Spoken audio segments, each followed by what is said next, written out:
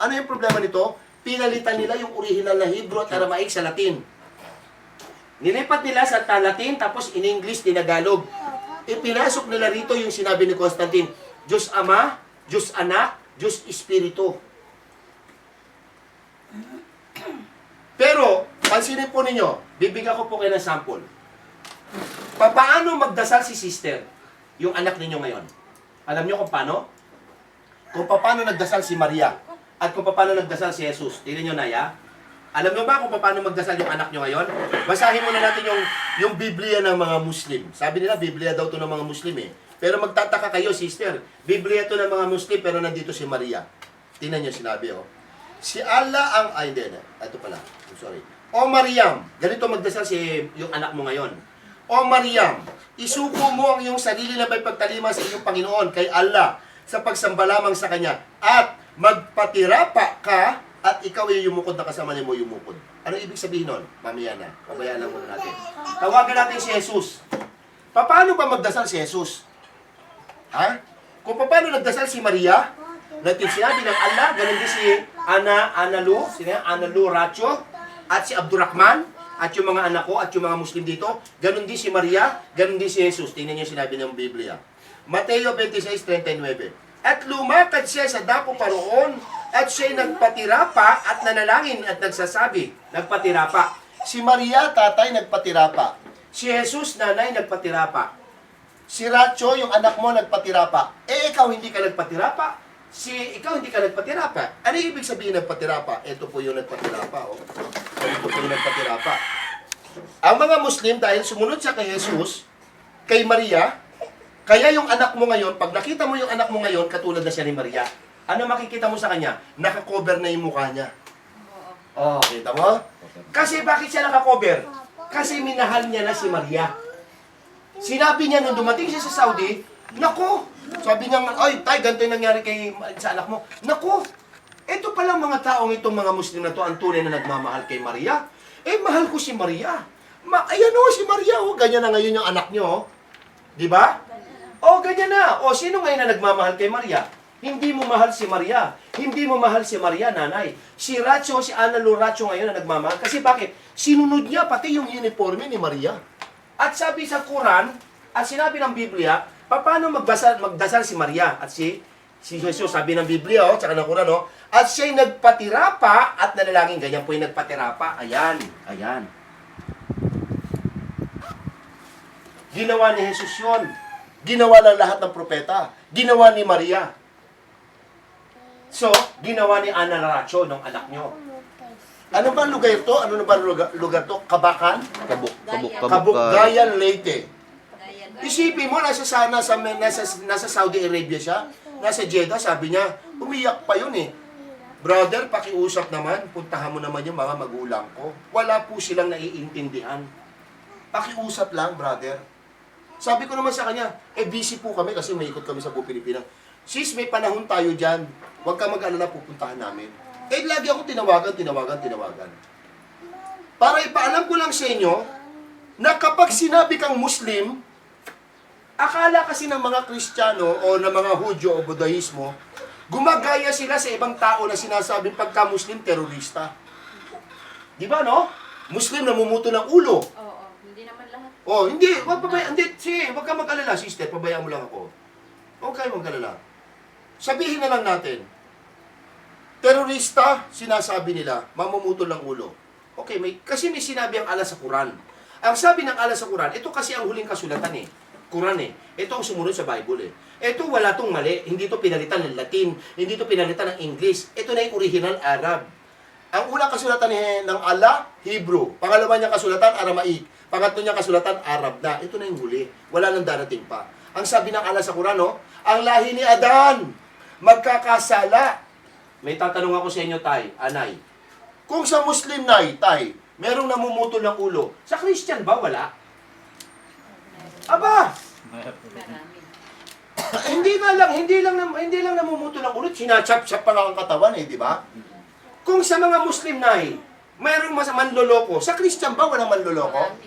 Abay, marami. Kung sa Muslim ba tay, merong mga siraulong mga tao, mga Muslim. Sa Christian ba, wala, nay, halika rito, nay, huwag kang aalis, nay. Very important ito po sinasabi ko. Kung sa mga Muslim, nay, atay, may pumapatay, nagiging, may mga baril. Sa Christian ba, wala? Pare-parehas lang tayo eh. Kasi bakit? Lahi tayo ni Adan.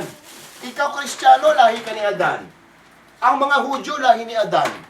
Ang mga Budaismo, lahi ni Adan. Ang mga Muslim, lahi ni Adan. Eh, bakit kami natawag na Muslim? Alam niyo ba kung bakit kami natawag na Muslim? Yung salitang Muslim, hindi kami umalis doon sa salitang yun. Yun simula na yung simulain ng mga tao. Ang ibig sabihin ng Muslim tayo, lahat ng nilalang ng Allah. Si Adan, nilalang ng Allah, si Adan Muslim. Si Eva, nilalang ng Allah, Muslim si Eva. Etong lupa, nilalang ng Allah, Muslim yan lupa. Yung puno, nilalang ng Allah, Muslim yung puno. Yung lamok na kumagat sa akin kagabi, nilalang ng Allah yan, Muslim yan. Hindi totoo yan. Ang tubig na iniinom mo, nilalang yan, Muslim din yan. Yung hangin na ating inihinga, Muslim din yan. Ngayon, ikaw naman ngayon, bata ka pa, ganito ka kalaki ngayon ng baby ka pa. Muslim yung nanay mo, kunwari ito, ikaw ito, inay, ito, to. Nung lumaki ka, bininyaga ka sa pagiging Kristiyano, wala kang alam. Doon ka lang naging Christian. Yung kung ano yung nakagisnan mo. Kunwari, baby pa ako, yan, sabi ng pari sa akin, andito yung nanay ko, karga-karga ako, sabi ng pare, binabautismo kita sa ngalan ng Kristyanismo, sa ngalan ng Ama, ng Anak, ng Espiritu Santo. Wala akong alam nun. Tama ba ko? Katulad mo, wala kang alam. Katulad mo, wala kang alam. Nung lumaki ka, basta sinabi mo nagisnan mo na lang, pumupunta ka sa simbahan, in the name of the Father, in the Son, the Holy Spirit, yun lang ang nakagisnan ninyo. At biglang may dumating na isang tao dito, sandali, sister, brother. Pag-uusapan natin ito, yung original nating kinagmulan. Yung salitang Muslim, original po yun. Lahat ng nilalang niya. Bali, ang ginagawa ng tao, binubura niya yung salitang Muslim. Ginagawa niyang iba't ibang pangalan ng relihiyon. Naintindihan mo, nanay? Muslim ka rin. Etong batang ito, wag naman mangyari, biglang namatay, paraiso yan. Lahat ng bata na 10 taon pababa, pag namatay sila, paraiso sila. Tandaan po ninyo yan. Kasi bakit? Ito ay may likas na pagpupuri, pagdakila sa Allah. Magiging Kristiyano lang itong batang ito pag edad ng 11 years old. Doon na mag-a-appear. Pero pag namatay siya ng 10 years old, paraiso na to. Kaya ka lang naging Kristiyano sa edad mong 11 years old. Pero kung namatay ka ng 10 years old, inuulit ko, kaya kung meron kang kapatid, anak na namatay na 9, 7, 6, 5, 4, 3, 2, 1, paraiso yon. Muslim siya. Naging Kristiyano lang siya sa edad ng 11. Yun ang sabi ng Allah. Dahil sabi ng Allah, ang tao ay may likas sa pagpupuri pagdakila sa akin. Siya ay magiging Kristiyano sa edad ng 11 o Budahismo o Judaismo sa edad ng 11 years old pataas. Ang tawag sa akin ngayon, tsaka si Ana Loracho sa Jeddah, ang tawag sa amin, Balik Islam. Bakit kami Balik Islam na tinatawag? Kasi, dahil sa mga magulang namin na katulad mo, na ginawa mong Kristiyano si Ana Lu, nung natutunan namin ang katotohanan patungkol kay Moises at kay Jesus, bumalik kami sa katuruan ni Jesus. Ang katuruan ni Jesus, yung sinasabi niya sa Biblia, o ang kanang Israel, sambahin ninyo ang aking Panginoon na nag-iisa. Yun ang Islam. Maniwala kang isa lang ang Diyos, hindi yung isa na tatlo. Dahil yung isa na tatlo, nanggaling yon kay Constantinople, kay Miguel Lopez de Legazpi. Hindi yun tinuro ni Jesus. Hindi tinuro ni Jesus yun. Ito, bibigyan ko kayo ng sample. Na walang tinuro si Jesus, ha? Ito, kakampi niyo ulit ito, eh. Ay, kita niyo sinabi niya rito. Ano ba ang totoong tinuro ni Jesus na nabubuhay pa siya? Ito sinabi niya, oh. Ito sinabi niya, oh. Jesus taught people to obey 10 commandments. Sabi daw ni Jesus, oh, o tao, sundin niyo ang 10 kautusan. Ano ba yung 10 kautusan? Ang ibig sabihin ng 10 kautusan, isa lang ang Diyos mo. Wala siya sinabing isa na tatlo, o tatlo na isa, wala. Huwag kang magtatambal sa kanyang kaisahan. Eh pagka sinabi mo Diyos Ama, isa lang yun, tama yun. Diyos Anak, ay may katambal na. Di ba? Huwag kang magtatambal. At huwag kang sasamba sa mga ribulto at larawan. Eh ang mga Kristiyano, paganismo kasi yan, nagsimula yan sa mga pagan, paganismo. Sumamba sila, tinuruan sila na may mga ribulto sa harapan. Pero ang lahat ng propeta, kahit na mismo si Moises, binasag ang mga ribulto, pati sila Abraham. Pati si Jesus, nagbasag ng ribulto. Kaya ang tinuro sa atin, kunwari yan, nandiyan simba na kayo, gumaganyan na kayo, yan, gumaganyan na kayo sa harapan ng ribulto. Wala kayong kalam-alam. Nakasanayan ng bata nyo yan. Wala kayong kalam-alam. Magpuprosesyon kayo ng mga ribulto dyan sa kalsada. Magpoprosesyon kayo dahil yun ang kinalakhan ninyo. Hindi nyo naramdaman na lahat ng bagay na yun is mali. Kaya naman ang sabi ko sa inyo kanina, kalimutan nyo muna ang pagiging katoliko ninyo o kristyanismo ninyo. Huwag muna kayo maging pilosopo. Kasi pagka naging pilosopo kayo sa akin, hindi tayo magkakatugma. Basta pakinggan nyo lang ako, and then after a while, makinig na kayo, ano, bahala na kayo sa buhay nyo. Ngayon, ang tanongin ko kayo, ano ba ang sinabi? Bakit kinakailangan tigilan natin ang mga ribulto? Ano ba sinabi ng mga Biblia patungkol dyan sa mga ribulto na yan? Sa totoo lang, sister, itong batang ito, ang laki ng kasalanan mo sa batang yan. Kung yan ay magkakaroon ng pag-iisip ng batang yan, sisisihin ka yan. Anong pagsisisi ang gagawin sa'yo ng bata na yan? Dahil pinagtinuruan mo siya na sumamba sa mga ribulto. Na ang mga ribultong siya ang magbibigay sa kanya ng kapahamakan sa kabilang buhay. Una, tinuro ba sa Biblia na huwag tayong sasamba sa mga ribulto? Oo, tinuro po yan, mga minamahal ko mga kapatid. Ito po sinabi ng Biblia ninyo. Patungkol sa mga ribulto ninyo, no? Parang hindi ko makita ata. Ano? Deuteronomio 20. Ha? Deuteronomio 20. Dali ha. Dali lang po ako ha.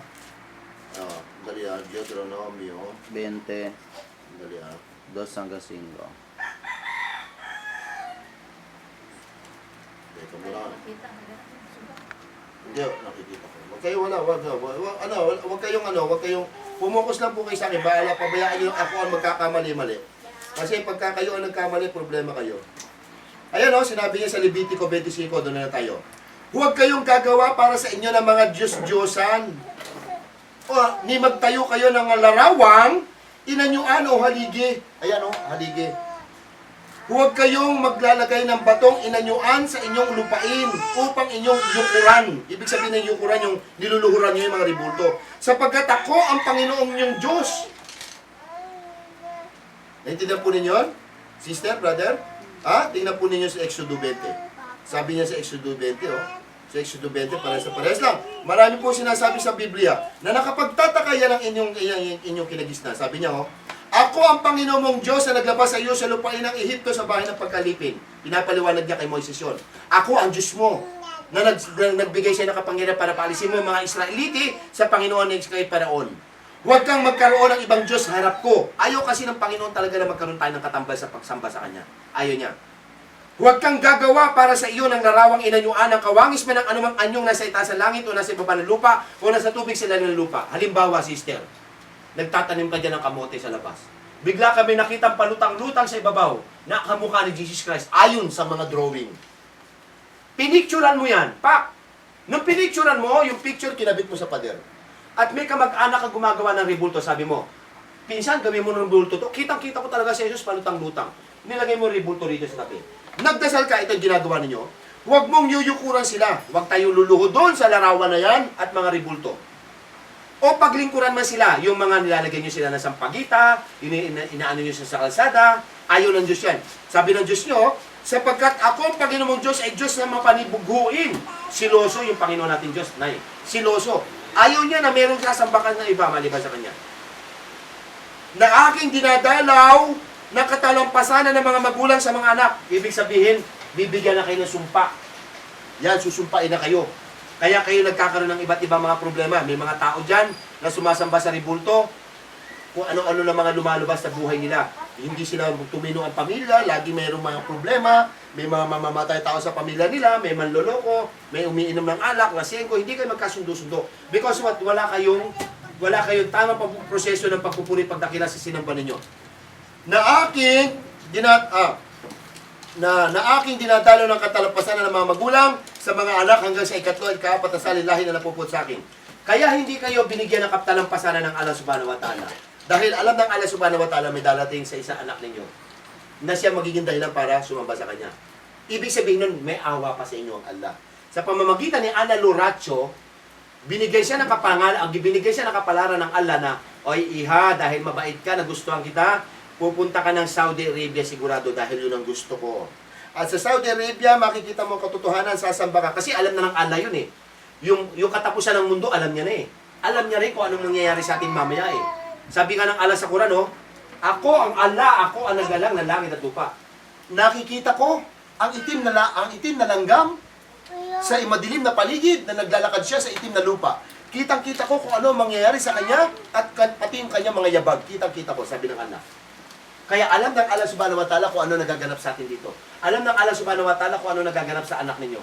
Alam ng Allah subhanahu wa ta'ala kung ano ang nasa puso mo. Alam ng Allah subhanahu wa ta'ala kung ano nasa isip mo. At alam ng Allah subhanahu wa ta'ala kung ano ang magiging katapusan ng pag-uusap natin. Kaya hindi nyo ako pwedeng lokohin. Kasi bakit? Maloko nyo ako, hindi nyo ako niloko nyo yung sarili nyo. Kaya naman ako hindi nakipaglokohan. Kailanman hindi ko magagawang makipaglokohan, lalo na pumunta ako dito. Sa pamamagitan lang ng salita ng anak ninyo, na hindi ko naman kilala, hindi ko pa nakita, sumunod ako. Hindi dahil sa anak ninyo, kung hindi takot ako sa Allah. Natakot ako sa Allah, kasi katulad ko rin ng anak mo. Walang alam, nagkaroon ng kaalaman. Now, ang problema natin ngayon, ano ba ang itsura ng Allah? Sabi ng Biblia, ako'y Diyos, hindi ako tao. Walang nakakita sa akin. Hindi ako pinanganak na magsisinungaling. Ako ang naglalang ng langit at lupa. Ako ang sinamba na lahat ng propeta. Walang iba-liban sa akin, wala akong katulad. Okay, now, Nay, ang sabi ng Quran, ito ang Diyos namin. Alam niyo ba kung sino yung Diyos namin? Sabi ng Allah sa Quran, Kul huwalallahu ahad, Allahu samad, lam yalid, walam yulad, walam yakul lahu kufuwan ahad. Pinapahayag ko sa inyo lahat. Ang Allah ay nag-iisa lang. Sandigan natin lahat. Sa Kanya nagmumula ang lahat ng ating kailangan. Sa Kanya nagmula yung araw. Sa Kanya nagmula ang ulan. Sa Kanya nagmula ang hangin. Sa Kanya nagmula ang iyong kinakain. Ang saging, sa Kanya nagmula yan. Ang tinapay, sa Kanya nagmula. Ang kanin, sa Kanya nagmula. Hindi sa pinanganak at hindi nagkaanak. Ang Allah walang katulad. Kaya naman, magiging Muslim ka na ngayon, inay, kapag sinabi mo sa sarili mo, si Jesus ay isang propeta. Bakit naging propeta? Basahin muna natin ang Biblia. Ito sabi ng Biblia, oh. At sinabi niya sa kanila anong mga bagay. At sinabi niya sa kanya mga bagay tungkol kay Jesus sa Nazareno na isang propeta ang makapangyarihan sa gawa sa salita sa harap ng Diyos at ng babayan. Propeta. Maliwanag na yan. Tingnan niyo sinabi sa Quran. Ano sige sa Biblia sa Quran? Si Jesus sa Quran. Kaya ito sinabi ng Biblia. Ay ng Quran. Sabi ng Quran, ito sabi ng Quran ha. Siya Jesus ay nagpahayag. Katotohanan ako'y isang alipin ni Allah. Ako'y kanyang binigyan ng kasulatan at ako'y hiniram niya ng isang propeta. Dati, si Analu, ang tawag niya kay Jesus, Diyos. Sabi ng Biblia, propeta. Sabi ng Quran, propeta. Pagdating niya sa Saudi Arabia, natutunan niya ng katotohanan na si Jesus ay isang propeta. Kaya si Analu at saka ako, naniwala na si Jesus ay isang propeta. Siya ay nagdasal. Sabi nga na nung pagdasal, nagpatirapa siya gano'n. Pati si Maria nagpatirapa. Alam namin si Jesus ay kinuha ng Allah at alam namin babalik si Jesus. Alam niyo ba kung anong pangalan ni Jesus sa katotohanan? Hindi naman Jesus Christ ang pangalan niya.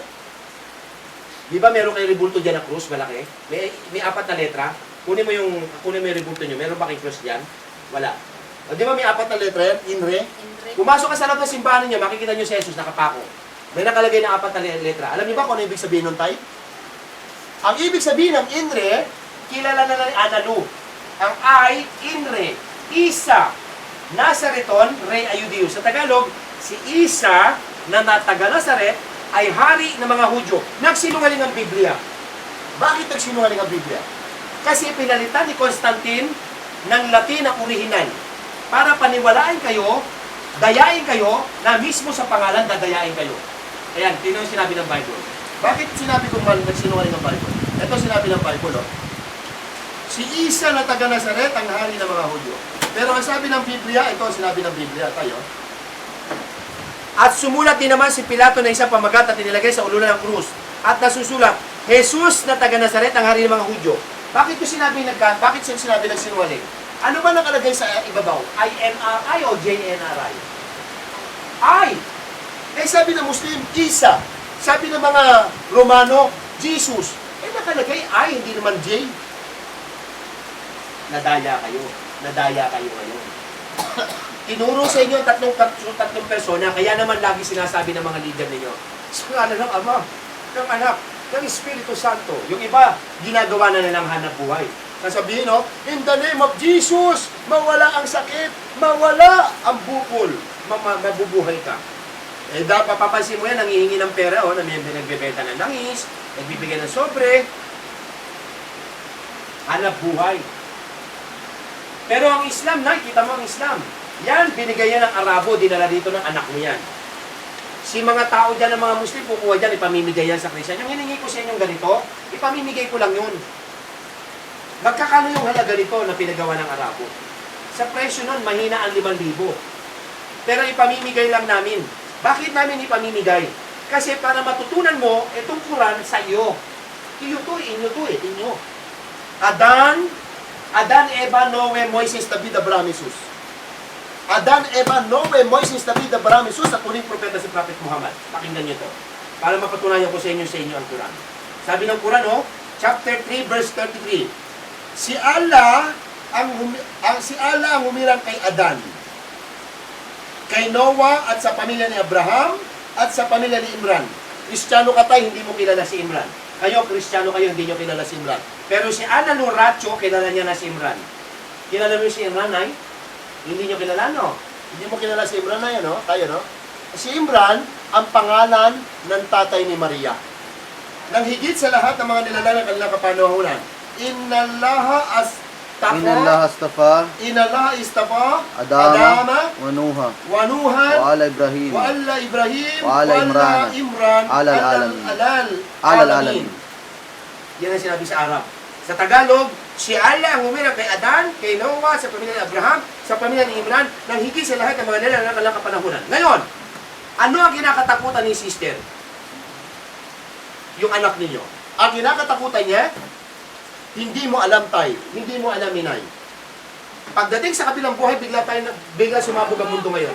Namatay na tayo. Haharap kayo sa Allah. Sasabihin ng Allah kay Analo, Analo, bakit hindi mo sinabihan ng nanay mo na sumamba sila sa akin? Tapos na siya ngayon. Ngayon, tapos na kita sabihan. Sasabihan ka naman ng Allah, kayo lahat dito. Harap tayong lahat eh. Andyan ako, katabi niyo ako. Andyan si Analo, andyan kayo. Sasabihin sa inyo ng Allah, Ikaw, na aking nilalang, bakit hindi kayo sumamba sa akin? Magsisinungaling kayo ngayon. Wala naman po nagsabi sa amin na masambahin namin kayo. Analo, hindi mo ba sinabihan ng magulang mo? Sasabihan naman ni Analo. Hindi po, sinabihan ko po yan. Inutusan ko pa nga si Abdurrahman. Etong araw na to, ipapakita to sa atin sa kabilang buhay. Nay, tay, tapusin natin ang pag-usap. Tingnan natin kung ano ang resulta ng salita ko. May tanong ako sa iyo, tay. May tanong ako sa iyo, nay. Ngayon na siguro ang huli natin pagkikita, hindi na tayo uli magkikita pa. Sa layo nito, ewan ko kung babalik pa kami. Hindi ko lang alam, hindi natin masabi. Kapalaran na magsasabi. Ano ba ang gawain ng isang Muslim? Kung ano ang ginawa ni Jesus. Kita nyo, tay. Si Jesus nag-fasting, di ba? Ikaw hindi ka nag-fasting. Alam niyo ba yung nag-fasting? Nag-aayuno. Ikaw hindi ka nag-fasting. Kayo lahat dito hindi ka nag-fasting. Hindi niyo mahal si Jesus. Ano ba yung fasting? Ramadan. Kaya kami hindi kumakain. Kasi sinusunod namin si Jesus na tinuro sa amin ni Prophet Muhammad. Hindi kayo mahal. Si Jesus, pagka nakakakita siya ng katulad niya mga Muslim, nagsasabi siya ng salam alaikum. Pero kayo hindi ka nagsasalam, di ba? Nung dumating ba si sister, sinabihan mo ba si sister na, sister, sinabihan mo ba siya ng salam? Hindi, di ba? Ikaw rin, hindi mo siya sinabihan ng salam. Sasabihin lang ni sister, good morning. Di ba, no? Sasabihin naman ni brother, good morning. Pero si Jesus, nagsasalam. Tingnan nyo, ha? Papakita ko sa inyo. Si Jesus ay nagsasalam. Hindi alam ng mga Kristiyano yan. Bakit hindi alam ng mga Kristiyano na si Jesus ay nagsasalam? Ayaw sabihin ng mga leader ninyo na pag nalaman ninyo na si Jesus ay nagsasalam, ay, susundin ko yung ginagawa ni Jesus. Aalis kayo sa kanila, mawawala sila ng miyembro. Pag wala na silang miyembro, mawawala sila ng hanap buhay. Paano nagsasalam si Jesus? Ito ipapakita ko sa inyo. Nung namatay siya sa pagkakapako, nabuhay siya sa loob ng 3 araw. Nung nabuhay siya sa 3 araw, hinanap niya yung apostol niya. Bible to ha, Bible na babasahin natin ha. Hinanap niya. Nung nakita niya yung mga apostol niya, nasa isang bahay na sarado ang pinto, pumasok siya. Pumunta siya sa gitna ng mga apostol. At may sinabi siyang salam doon. Ito, babasahin ko. Juan 20:19. Nang kinahapunan nga ng araw na yaon, na unang araw ng Sanlinggo, at nang nangapinit ang mga pinto kinaroroonan ng mga alagad. Dahil sa katakutan sa mga Hudyo ay dumating si Jesus. Nakasara yung pinto, natatakot yung mga apostol eh. Sarayin yung pinto, baka dumating yung mga Hudyo, mapatay tayo dito. Eh si Jesus ang dumating, binuksan ni Jesus, pumasok siya. Sabi niya, oh, at dumating si Jesus at tumayo sa gitna at sa kanila'y sinabi, ayan oh, kunwari kayo yung apostol, andito si Jesus oh, tumayo sa gitna oh, yan gumanyan. Alam niyo ba kung ano sinabi ni Jesus, sister, brother? Tinagalog nila to, hindi niyo napansin. Ito sabi niya oh, at sa kanila'y sinabi, kapayapaan ay sumainyo. Alam niyo ba kung ano yung ibig sabihin nun? Yun ang sinasabing, Assalamualaikum! Sister, tingnan mo ha, ang layo na napuntahan natin. Una, bakit naging malayo? Yung isang Diyos ginawan tatlo. Kinuha nyo lang yan kay Constantine. Hindi tinuro ni Jesus yan. Tanda mo yan tayo ha. Pangalawa, sabi nyo mahal nyo si Maria. Pero hindi nyo mahal si Maria. Ang nagmamahal kay Maria si Analu Racho, yung anak nyo sa Saudi. Yun ang tunay nagmamahal kay Maria. Pangatlo, si Analu nagpa-fasting din na katulad ni Maria at ni Jesus. Ramadan. Kasi bakit? Mahal niya si Jesus, mahal niya si Prophet Muhammad. Pangatlo, si Analu Racho nagpapatira pa. Kasi bakit? Si Maria nagpapatira pa, si Jesus nagpapatira pa. At ang yun ang turo sa amin ng Prophet Muhammad. Sino si Prophet Muhammad? Si Prophet Muhammad ang kani Ismael, ang tatay si Abraham. Si Jesus ang kani Isaac, ang tatay si Abraham. Sila ang tinuro ni Jesus, sambahin natin ang Diyos niya na nag-iisa. At tinuro ni Prophet Muhammad, sambahin natin ang Diyos niya na nag-iisa. Sino yon? Si Jesus, Aramaik, Eloy. Si Prophet Muhammad, Arab, Allah. Iisa lang yun. Huwag ribulto, huwag larawan. Tatanungin kita ngayon tayo. Tingnan natin kung anong pumasok sa isip mo. Sabi nyo kanina rito, kukunin ko yung isa. Ayaw nyo na niloloko kayo. Diba? Narinig ko, sinabi nyo ha. Ayaw nyo niloloko kayo. Ayaw ninyo, sabi nyo. At yung pangalawang page, sabi nyo, pag nalaman nyo na niloloko kayo, aalis kayo sa panloloko, didiretso kayo pupunta kayo sa tama. Tanungin kita, Nay. Sabi ng Biblia mo, sinabi ng Quran, sinabi ng world history, si Jesus ay propeta. Pero ang sabi ng leader ninyo, sa simbahan, si Jesus ay Diyos. Sino susundin mo ngayon, Tay? Sinabi ng Biblia, na sinabi ng Quran, na sinabi ng world history, na si Jesus ay propeta, o yung inyong kinatayuan? Ikaw, Tay. Good. So, ibig sabihin, propeta si Jesus. Tama ba? Okay, very good. Alhamdulillah. Yun ang tinanggap ni Analu. Kaya nga sabi ni Analu, hindi na ako sasamba kay Jesus. Ang sasambahin ko yung Diyos ni Jesus. Dahil si Jesus pala isang propeta. Very good. Pangalawa kong tanong, Tay. Pangalawa kong tanong. Ang sabi ng Biblia na sinabi ng Quran, huwag tayong sasamba o magdarasal sa harapan ng larawan at ribulto. Ikaw ba'y magpapatuloy sa pagdarasal sa harapan ng larawan at ribulto, Tay? Hindi na. Very good. Ikaw, Nay, magdadasal ka pa sa harapan ng ribulto? Hindi na. Hindi na. Very good. Kayo rin. Kung totoo, ako sabi ko sa inyo kanina, ayoko ng lokohan, mapapatunayan ko sa inyo, sasagot kayo at gagawin ko, na kung talagang hindi kayo nakikipaglokohan sa akin, sabi mo tayo, hindi ka na masasamba sa ribulto, tatanggalin ko na to. Bayad ka. Pwede. Okay, kukunin natin. Tatanggalin ko na to. Dahil ang sabi ni tatay ni Analu Racho, hindi sila sasamba sa mga ribulto at larawan, kaya kukunin ko na to. Ayan. Meron pa ako nakita sa kusina. Ayun, nakita ko na yan. Kukunin ko na yan. Ito, kukunin ko to. Bawal to eh. Ayan, kukunin ko na to. Palitan na lang natin to. Palitan nyo na to. Hindi tayo kay Analu Racho na mas maganda pa rito. Gabalot natin itong mga larawan na ito dahil gamit ang Allah subhanahu wa ta'ala rito kung ano yung sinamba ni kung ano yung sinamba ni Analu Racho na sinamba ng Prophet Muhammad na sinamba namin. At ang ibig sabihin pala ng Muslim, yung naniwalang isa lang ang Diyos. Pag sinabi palang Christian, pinaniwalaan mo si Constantinople na ang isang Diyos ay ginawang tatlo. Hindi pala totoo yun. Pero kung pupuntahan mo ang ibig sabihin ng Christian, dinaya lang tayo. Pero, hindi nyo kasalanan yan. Kasi bakit? Katulad ko, hindi ko kasalanan na maging Kristiyano ko. Tama ko. Kasi siyempre sabi ng tatay ko, anak, sumamba ka kay Jesus. Pasko ngayon, birthday ni Jesus Christ, December 25. Jingle bell, jingle all the way. Doon ako lumaki. Naglagay ng Christmas tree, maglagay ng medyas. Na-practice ako ngayon. Eh, nung tumanda ako, nag-aral ako. Ang sakit sa loob ko, tatay, na yung sinasamba ko, hindi pala yun.